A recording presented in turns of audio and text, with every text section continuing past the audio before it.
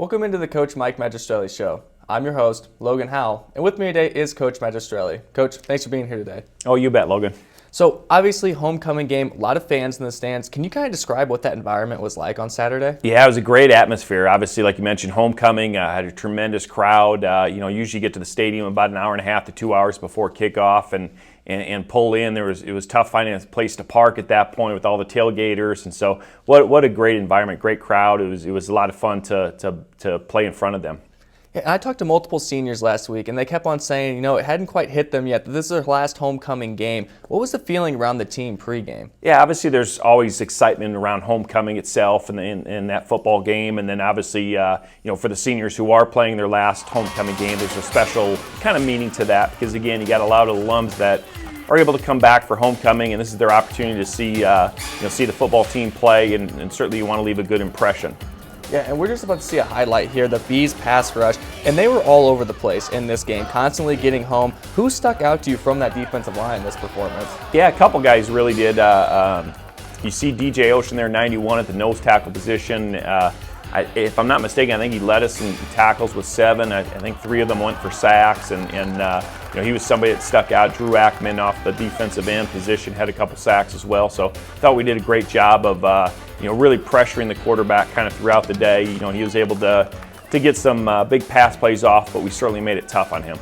Yeah, and right here, we see a big play from Sam Kerr, but upcoming, we're going to see a big 3rd and 7, and you guys decide to go with the screen pass to Cade Gorsney, and you get a big gain on it. Can you kind of run us through that play a little bit here? Yeah, it's a play we've been working on the last few weeks, kind of a timing screen there with the tailback, and Blake Whitman did a really good job at the receiver position, getting a key block for us, and then obviously able to convert there on about 3rd and 7 to pick up a critical first down for us.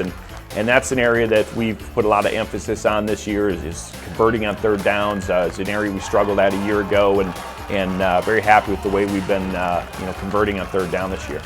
Yeah, and Hall's touchdown right here, it really seemed to get the Bees going. Do you feel this set the tone for the whole entire game? Well, I think so. I thought Knowledge had an outstanding football game, ran extremely well, did a great job in his blitz pickup and things like that. He is one of our kind of tone setters, offensively, just his style of play. He'd been banged up the last few weeks, kind of a bum foot, and I think it's limited his ability to run at full speed and be the Knowledge that we know, and I thought he was back to his normal self there Saturday.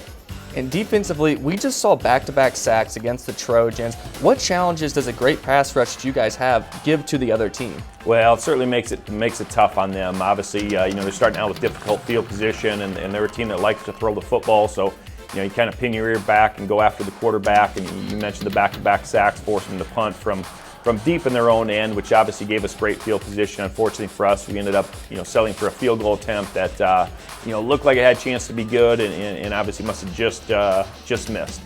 Yeah, and right here we see quarterback Noah Brammer. He made several big plays throughout the day. What did he do well in this game? Yeah, he's a very good quarterback.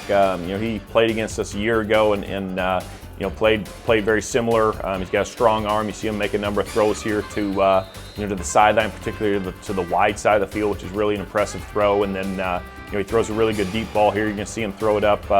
Where they're able to go up and make a play there, and obviously have an outstanding receiver, young man that transferred from Northern Illinois. So he's a good football player. He's got good size and was able to make a number of plays on the day.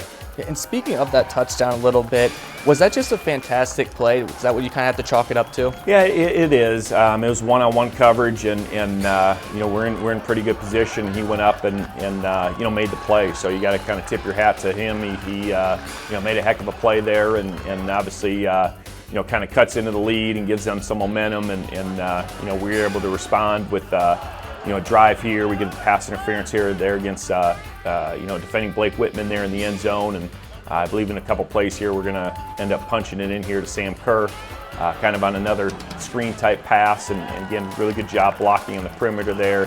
Hunter Thompson out wide, and then Yemi Ward in the slot with a great block to get him in. And speaking of Sam Kerr, he had a massive day receiving with a couple of touchdowns. Why was he such a threat in this game? Well, I tell you what, Sam's a very versatile player for us. He does a lot of the dirty work in our offense, a lot of the blocking there at the super back position, and you kind of take for granted sometimes what a good pass receiver really is. He does a great job in both route running, but also catching the football, and very dangerous player for us. Yeah, and the defense also did a fantastic job of creating turnovers in this football game. How big was it of a boost to the team knowing that you had all those turnovers? Yeah, the defense did an awesome job creating turnovers. You saw a pick there a little bit ago by Brody Mason there at the linebacker position, and you saw Yemi able to catch the touchdown. So anytime you can get turnovers, it creates short fields oftentimes, and you saw us punching in there. Here Marshawn Zachary makes a great interception again. They were trying to test us vertically down the field, and great play by Marshawn. I know Vincent Shaw has another big interception later in the football game, so those turnovers were absolutely critical. Yeah, and we just saw Ray Boye right here. He had a pretty good game as well. What does having him back in the lineup bring to this team? Yeah, Ray brings a ton of energy. He's very vibrant personality, and his running style kind of exemplifies that. He's a guy, he's going to have a run later in the football game where, boy, you think for a second he's down and all comes scooting out and makes the guy miss. And again, he kind of brings that same energy to practice every day. He's a guy that's always got a smile on his face, a hard worker. He's a teammate that other teammates love to be around. Yeah, right here we see another big play from the Bees offense, and there were a lot of big plays all day long.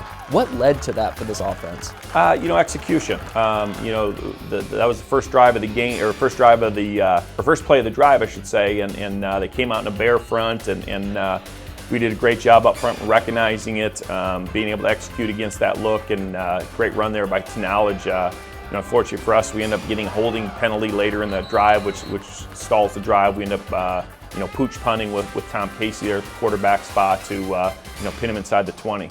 Yeah, and we just saw another fantastic play from Deion Cook, and he's a player that we talked about a lot last week. What makes him so dynamic?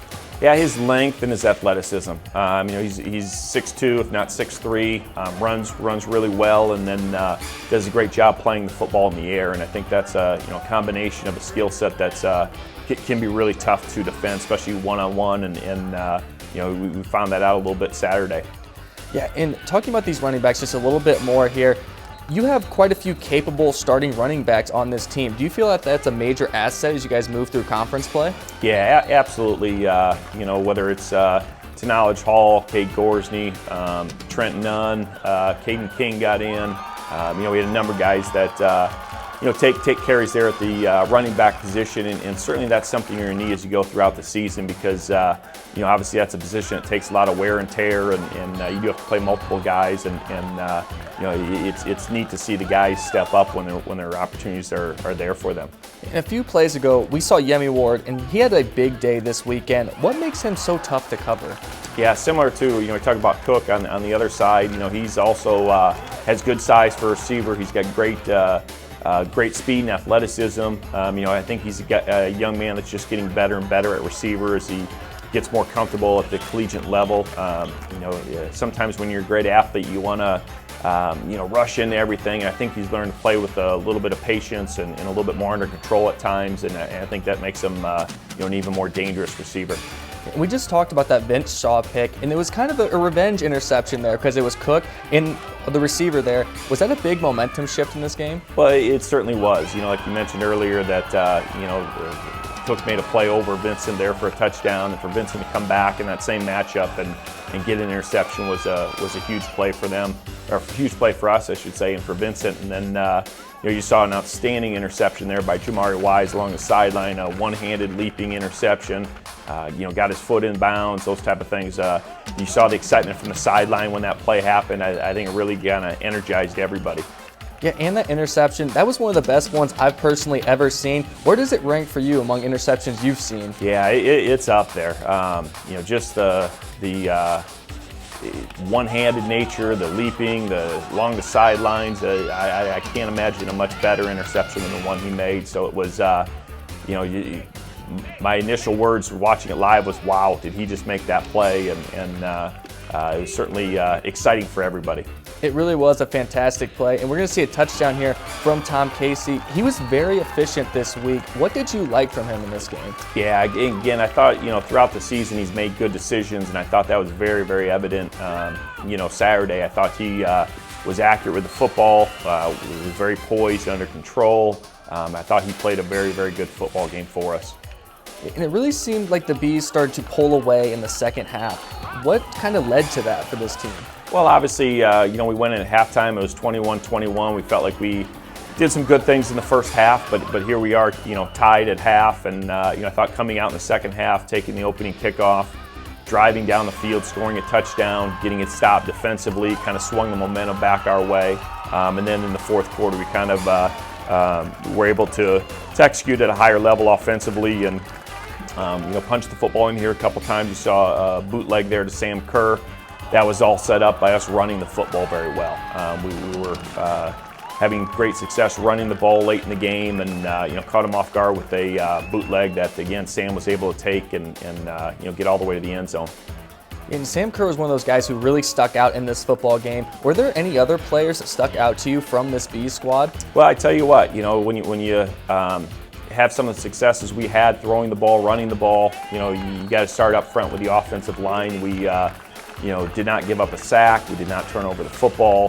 Had a really good day up front. So, I start with those guys. Obviously defensively, the guys that are creating all the turnovers and sacks and big plays that way. So there was a number of guys that played extremely well, but really, really happy with our offensive line.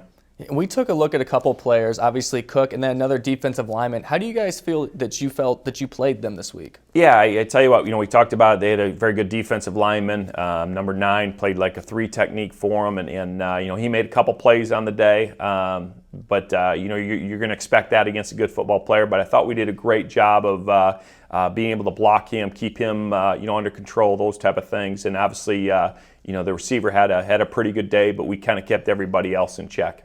Yeah, and looking back at this game, what were some major takeaways for you? Well, our resiliency. Again, we go into the halftime, it's 21-21. Certainly things could have gotten tight at that point, and that you start to have a mindset, oh boy, is this one slipping away? But was really proud of our composure there at halftime. We kept things positive and came out the second half, and again, we're able to continue to play some good offense, score some points, and then defensively really step things up there in the second half. They got one score on the final possession, but basically pitched a shutout for the entire second half. Coach, thank you for being here. We will hear from you again soon. Up next, we'll hear from offensive lineman Jett Schmitt. Don't go anywhere.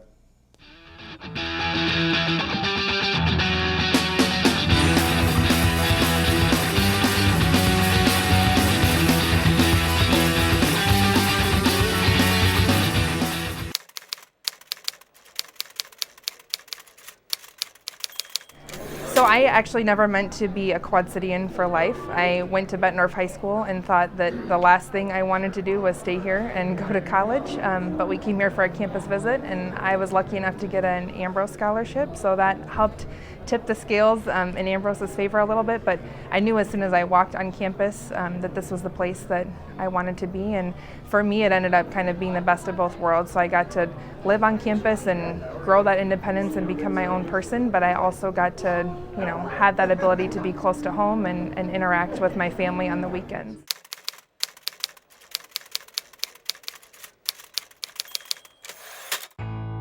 We're more than a radio station. We're your neighbors, investing time in our community. We're mentors, guiding the next generation of broadcasters. We're supporters of veterans, partners with social service agencies, and investigators of history. We're dedicated sports fans. We're committed to the stories that make the Quad Cities unique. We are KALA Radio, 88.5 FM, 106.1 FM. Turn it on, turn it up. Welcome back to the Coach Mike Magistrelli Show. With me now is offensive lineman Jett Schmitt. Jett, thanks for being here today. Yeah, thanks for having me. It's great to be here. So first question I got for you, can you kind of explain how you started playing football? Okay, yeah. Well, it's my 15th season playing football, I think. I started in second grade, flag football. I don't know, my family, we always watched football when I was growing up, so I always just thought I wanted to play the sport, wanted to get into it. And So, my parents let me sign up, and ever since then I've just loved the sport, and I've, kept coming back to it every year. And was football the only sport you played growing up, or was there some other ones? No, there's definitely other ones. I think I played soccer first, ditched that because it was the same time as football. So I left that after a while. I also played basketball, baseball, track. I swam for a little bit too. I don't know, I pretty much tried everything out, but football is what made me kept coming back to it. And speaking of football a little bit here, is there a favorite moment that you have within your football career? Yeah, when we scrimmaged, can't really remember the community college name, but we scrimmaged them in our fall scrimmage last fall with COVID, and we actually had a play called the Jet play where I did a screen and went out and caught the pass. That was probably my favorite part. But if I had to pick a game, it'd probably be beating St. X last year. That was huge and it was awesome. Everyone was hyped, so that was really exciting. Yeah, that was a big win for you guys. And can you kind of explain what drew you to come to St. Ambrose? Yeah, for sure. St. Ambrose, my grandpa and my uncle also came here, so I always kind of thought of it as a possibility for me. But then going through high school, I realized that I also wanted to play college football. And then kind of just out of nowhere, it kind of came on my radar that, Ambrose football, it's also close to home for me, which was pretty important for me because I like being close to my family. And so, I don't know, and just when I stepped on campus, just felt right, and, they had the right programs for me, and it was just a perfect fit for me. Yeah, and now looking at the football team here, how's your time been under Coach Magistrelli and his coaching staff? It's been great. The offensive line coaches that I've had, all my coaches I've had, they've been awesome, accepting, and fun.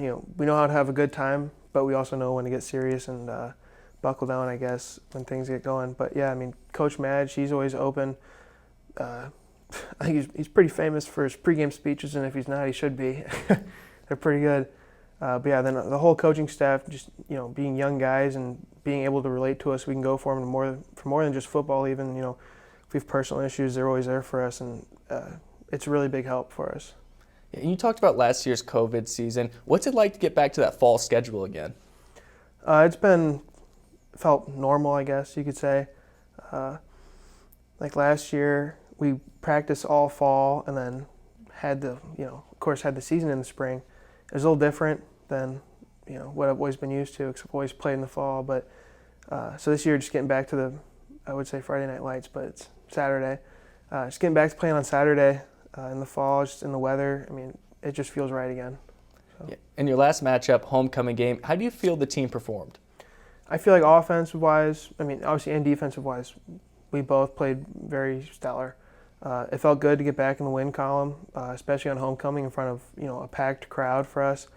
The energy was huge, and I just feel like everyone had a good time, and there was it was great seeing everyone smiling on the sideline again. So it was definitely a great positive for the team. And for you, how beneficial was the bye week that you guys just had? I think the bye week was great. I kind of wish we had no one later on, just because dudes get banged up. But that's football. But yeah, bye week's definitely a big help to get people healthy again and get guys feeling good, get back out on the field. But yeah, the bye week definitely helped us. And as we get into conference play here, what can we expect from this Bees team moving forward?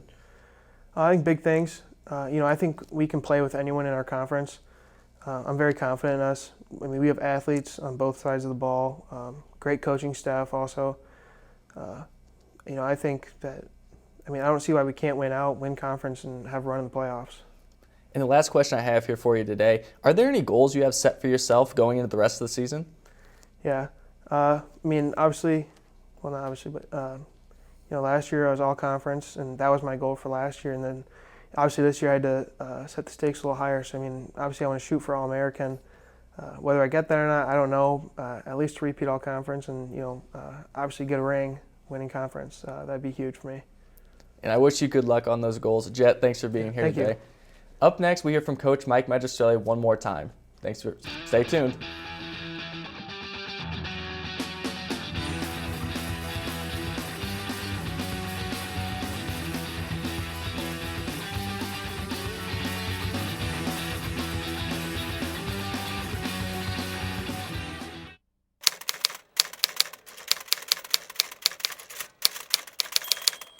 I believe that a university that's given so much to me and my family, I need to give back. And my youngest daughter graduated from here, my wife graduated from here, and now we're in an opportunity we can give back to the university and thank them for everything they've done for us.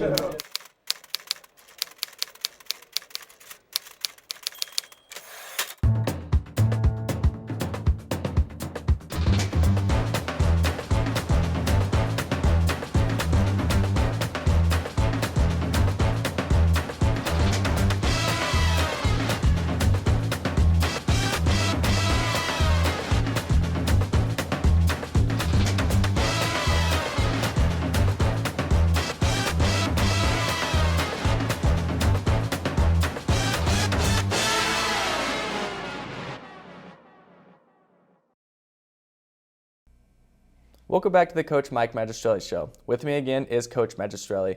And Coach, first question I have here for you. Going into this game against Judson, what are some keys for you guys? Well, they're going to play a pretty aggressive defensive style. They base out of a 3-4 front, so identifying who's potentially blitzing. They do blitz a lot, again, very aggressive that way.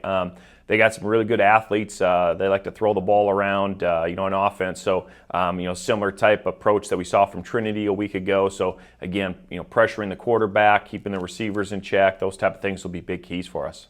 And the Eagles come into this game 1-4. What can we kind of expect from this team? Yeah, a little bit of unknown. Obviously, it's the first time we played them. They're a new program. They've played a couple close football games. They played St. Francis, Indiana, really close, and we know how good St. Francis, Indiana is traditionally. So, that's something that certainly catches your attention. They played Taylor really close as well, and they got a win a couple weeks ago against Madonna. So, dangerous football team. They again, got some good athletes on both sides, play extremely hard. They do some things scheme-wise that create some difficulty to prepare for. So, certainly have to be on top of things Saturday. And as we take a look at this schedule here, back-to-back road games, how difficult is that for this Bees team? Well, obviously, it's a challenge. A couple trips up to the Chicagoland area, which, over the years we're used to. But that's kind of the flip side of playing so many home games early in the season is you have to, travel a little bit more the second part of the season. So, we've only had one road game up to this point, and obviously, chance to get on the buses, travel up to Chicago, and, play Saturday. And E.J. Glover, a linebacker for the Eagles, he was Player of the Week a couple weeks ago. What kind of challenges is he going to present to this team? Yeah, he's one of their inside linebackers. Like I mentioned, they kind of base out of a 3-4 front, so he's kind of always in the mix of run or pass plays. Again, they're aggressive defensively. They'll blitz them and do different things with them that way. So, he had an outstanding game a couple weeks ago, and like you mentioned, was Player of the Week. And so, identifying the blocking scheme, whether it be a run play or especially in our pass protection, is going to be real critical for us.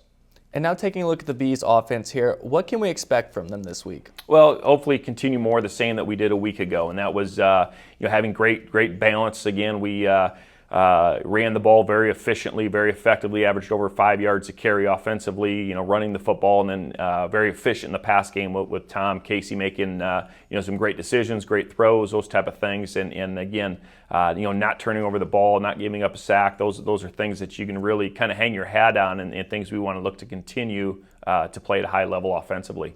And now taking a look defensively, what can we expect from this side of the ball? Yeah, again, a similar scheme from what we saw with Trinity, in that they do throw the ball extremely well. A defensive line finding ways of getting pressure on the quarterback, whether that's individual effort there or whether that's running some stunts, some blitzes, those type of things, and then doing a great job in the back end with the pass coverage part of it. Again, they have some really good receivers they like to get the ball to, and again, we'll have to kind of identify where he's lined up at and do some things to try and slow him down.